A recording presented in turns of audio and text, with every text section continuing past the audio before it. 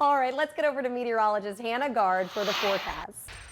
Thanks, guys. We're looking at a nice day out there. We do see a little bit more cloud cover than what we've had the past couple of days, but still seeing those blue skies peeking through, and we have hot sun, so it's starting to warm things up. We're a couple degrees warmer in some areas like Bogalusa, Slidell, Gulfport, but even a couple degrees lower at the airport and Homa, so South Shore. So we're kind of right around where we were, but some of us might feel some more heat today because it feels like temperatures are going to start to climb a little bit higher than what they have been as that moisture comes back into play. We don't have those really dry dew points.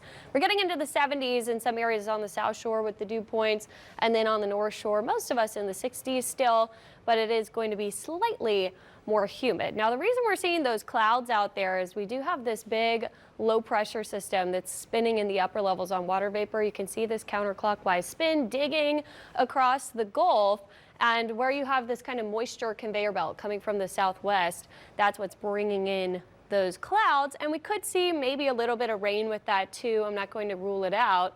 Sometimes with that southwest flow, we could see some sprinkles of rainfall, but the main low pressure system is this, still spinning here over parts of the southeastern U.S. and the Ohio River Valley. That's those remnants of Helene.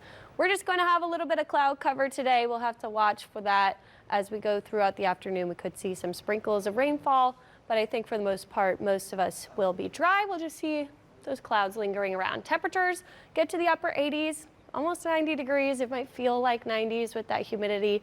So it's going to be a little bit on the warmer side. And this is unseasonably warm at this point because we are starting to get to where our average is in the mid 80s. 85 is our normal now for this time of year. So we'll be above that through Wednesday. And then we're going to see rain chances coming back into play. So Thursday, Friday, Saturday, I think we sit in the low 80s. It'll feel a lot better, but it's because of the rain. So you might not be able to get out and about. And this rain is driven by tropical moisture. Here's a look at the Atlantic Basin, getting very crowded. We have Kirk, Joyce, Isaac. We're just running through the list of names now. All of these are way out there in the Atlantic and this area to watch off the coast of Africa. What we're focused on is this area in the Caribbean because we are heading into that kind of second peak of hurricane season where we can see that homegrown activity really spark up because of the Central American gyre, which is the spin that we have been talking about for the past couple of weeks that starts to fire up this time of year in early fall. This is going to try to spin off another low. We have this disturbed area right here down to the south of it. You can see some thunderstorm activity.